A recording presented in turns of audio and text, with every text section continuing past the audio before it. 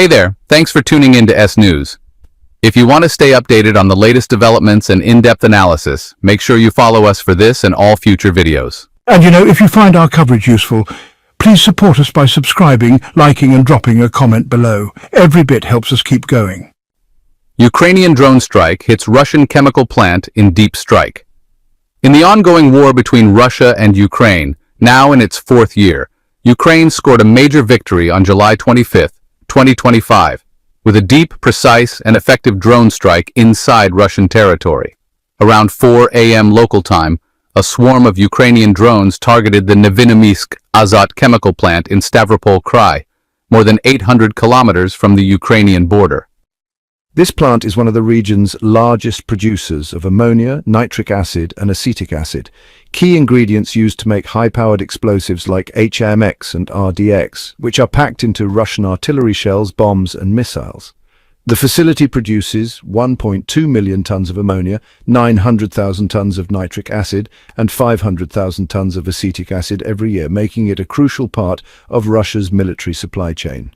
Between 2022 and 2024, the plant reportedly shipped at least 41,800 tons of acetic acid and around 1,000 tons of nitric acid to the Sverdlovsk plant in Serov, where the chemicals were turned into military-grade explosives. These explosives have helped Russia fire up to 10,000 artillery shells daily at Ukrainian positions. This recent strike, the second one in 2 months following a similar attack on June 14th, showcased Ukraine's growing ability to disrupt Russia's military logistics. Yeah, it's a pretty significant development for the region. The decision to launch the attack came after months of strategic planning by Ukrainian intelligence. According to the Kyiv Independent, Ukraine's military intelligence agency had been monitoring the facility since early 2025 using satellite imagery, human sources, and drone surveillance. The factory spans hundreds of hectares and includes massive ammonia tanks, each storing thousands of tons at -33 degrees Celsius under pressure, 50-meter-tall distillation towers, and a maze of pipelines linking production units. Ukraine's Missile Review Board had previously flagged vulnerabilities, like those ammonia tanks that could rupture under impact, or storage areas for concentrated chemicals that could trigger chain reactions if hit. A previous drone strike on June 14th by 13 drones damaged windows, doors, rooftops, and even parts of Russia's recently installed anti-drone system. That incident forced 800 workers into shelters and halted operations for several days. Learning from that, Ukraine went for a night strike to take advantage of the darkness, reducing the chances of being spotted by Russian radar and aiming to minimize civilian harm. This operation wasn't just about taking out production, it was also about psychological pressure. By hitting so deep into Russia, Ukraine forced Russia to redeploy critical air defense systems like the S-400 and Panzer S-1 away from the front lines, giving Ukrainian ground troops more breathing room in places like Dnipro and Kharkiv. It's a pretty bold move, honestly, and it really changes the dynamics on the ground. Preparations took place in secret in western Ukraine. Our engineers assembled a drone swarm of at least 40 long-range kamikaze drones, which we call Luti. Each drone is about 2.5 meters long with a 3-meter wingspan and carries 40 to 50 kilograms of explosives. They can fly over 1,000 kilometers at speeds between 150 and 200 kilometers per hour. These drones are built with composite materials, powered by 50 horsepower engines, and can stay in the air for 6 to 7 hours, using 100 liters of fuel and advanced cooling systems. Their radar signature is minimal. Really, it's similar to that of a large bird, and they're equipped to resist GPS jamming and confuse enemy radars.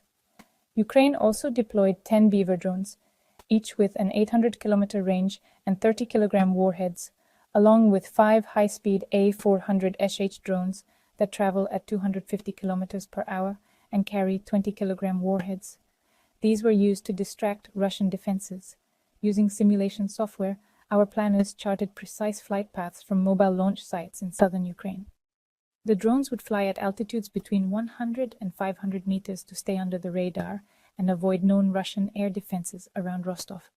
We also incorporated 3-dimensional terrain data and radar maps obtained from NATO surveillance to increase the drone's chances of surviving the mission.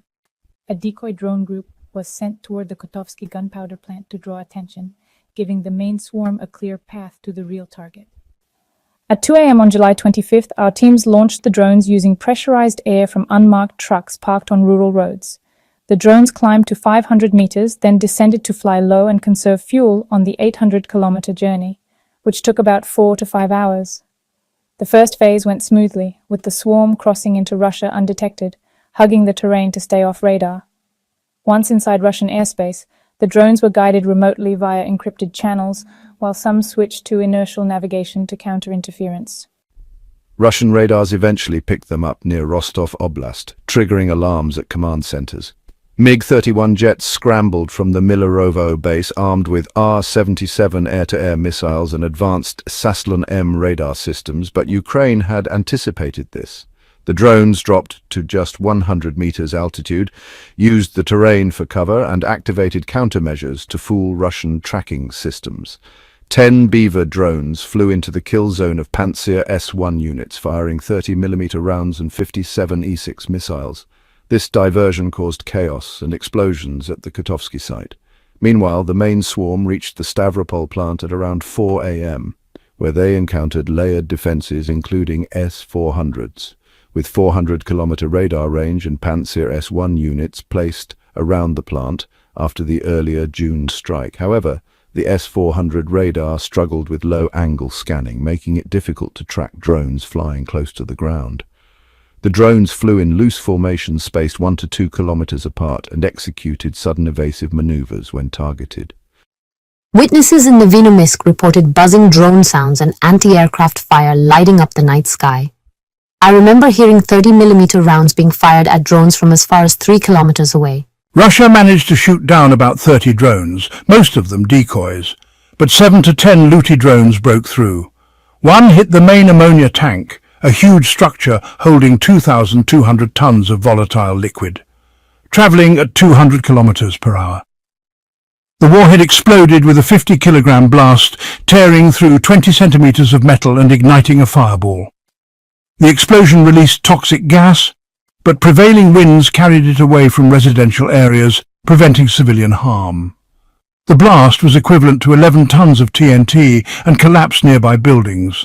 A 50-meter-high toxic cloud rose, but didn't affect the local population thanks to the wind direction. A secondary explosion followed in nearby nitric acid pipes, causing a violent chemical reaction, with flames and black smoke rising hundreds of meters. Another drone struck the acetic acid unit, damaging 50-meter towers and cracking reinforced concrete. The explosion, equal to 5.5 tons of TNT, destroyed the control room and surrounding production areas. According to reports, 10 to 15 explosions were heard over the span of an hour, with flames lighting up the northern sky, videos of which quickly spread online. A third drone hit a melamine facility, Russia's only source of adhesive resin used in explosives, collapsing the roof and halting its daily 11-ton production. The attack destroyed 80% of the melamine equipment, disrupting resin supplies in Russia for at least 6 months. Other drones hit chemical storage warehouses, leaving craters up to 10 meters wide, destroying thousands of tons of materials and sparking widespread fires. Massive Ukrainian drone strike cripples Russian chemical plant. About 2,000 tons of ammonia and 1,650 tons of nitric acid triggered a series of explosions, sending thick black smoke across a 2-kilometer radius. Russian air defenses managed to shoot down a few drones, but the damage was catastrophic. Fires broke out, chemical leaks forced a complete evacuation, and production at the facility was shut down indefinitely. According to the Odessa Journal, satellite images showed the factory covered in black smoke, with collapsed workshop roofs, scorched pipes, and craters scattered across the site. The drone operation also hit 10 other locations. While Russia claimed to have shot down 105 drones, many still got through, striking targets in Tambov, Rostov, and elsewhere. Fires broke out at the Kotovsky gunpowder plant and a major fuel depot in Rostov. One drone targeted a warehouse holding 55,000 tons of jet fuel, igniting a fire that burned for 12 hours and destroyed 30% of the Morozovsk airbase's fuel reserves. In response, Russia temporarily shut down 8 southern airports, including Sochi and Vladikavkaz, delaying 25 flights and disrupting military transport. The economic damage was in the tens of millions of euros, not including repair and production costs. Internally, the situation stirred pressure from stakeholders. For Ukraine, the attack was a major success. It didn't just strike a strategic target, it proved Ukraine could mass-produce and deploy long-range drones, penetrate Russian defenses, and do so without any casualties. Nevinnomyssk's mayor, Mikhail Minenkov, even admitted that the nighttime strike helped avoid civilian harm, with no injuries reported, another sign of Ukraine's professionalism and restraint. The operation also sent a message to Ukraine's Western partners the country is capable of independently producing high-impact weapons, reducing its dependency on aid. It boosted national morale too, showing that deep strikes inside Russia were possible, even with limited outside support. Videos shared by eyewitnesses and social media were used to confirm the operation's success, racking up thousands of views and strengthening Kyiv's position in this uneven war. Meanwhile, Russia tried to downplay the damage. The Ministry of Defense boasted about shooting down 105 drones, likely an inflated number to distract from the breaches and losses. Mayor Minenkov shared videos praising workers, but the footage only showed the factory from a distance with rising smoke, avoiding any clear signs of the destruction. A classic propaganda move to maintain the image of an unshakable Russia. Russian state media published misleading images that suggested operations were continuing as normal, but satellite images from Maxar Technologies told a different story. 60% of the facility's infrastructure was heavily damaged. Residents of Nevinnomyssk said they were terrified by the powerful blasts and fires visible from 5 kilometers away, even as Russian media played down public criticism. To put Ukraine's success in perspective, it's worth looking at the broader strategy. In 2025, Ukraine invested €1.84 billion into its drone program, aiming to build 30,000 long-range units. This included models like the Luti and Beaver, with ranges of 800 kilometers and 30-kilogram warheads. Some of these were even used as decoys, flying at 250 kilometers per hour during the Tambov strike. The program was actually partially funded by public donations, €460 million raised by the Comeback Alive Fund, which really shows strong national unity. These drones are way more advanced than the earlier Iranian designs. They're equipped with infrared cameras for night targeting, and some even recorded video before impact, sending footage back to military intelligence for confirmation. Compared to the June attack, which used just 13 drones and caused minimal damage, this strike was 3 times bigger and way more destructive. Pretty clear evidence of Ukraine's rapid progress. Ukraine's drone program stands as a testament to innovation and resilience, reshaping the balance on the battlefield. Russia's air defenses also showed weaknesses. The S-400 system detected the drones late due to their low-altitude flight. Panzer units were effective at close range but got overwhelmed. The NEOM radar system at the Stavropol base, which is designed for targets above 600 meters, really struggled to detect drones flying under 200 meters. Russia clearly needs to upgrade its low-altitude radar capabilities, but years of war have drained funding. Meanwhile, Ukraine is learning fast from every past mistake. These vulnerabilities highlight the shifting dynamics of modern warfare, where adaptation and innovation are just as important as firepower. Residents of Stavropol reported more than 20 explosions and smoke columns reaching 100 meters into the sky. Russia tried to minimize the incident by closing airports and delaying flights without clear explanations. Telegram posts from locals described chaos fire trucks and ambulances working for over 6 hours after the attack. In the end, the July 25th drone assault marked a significant Ukrainian victory. It didn't just damage Russian infrastructure, it rattled Moscow's confidence in its own defenses and forced a strategic rethink. Russia's attempts to cover up the scale of the damage were undercut by independent sources and visual evidence.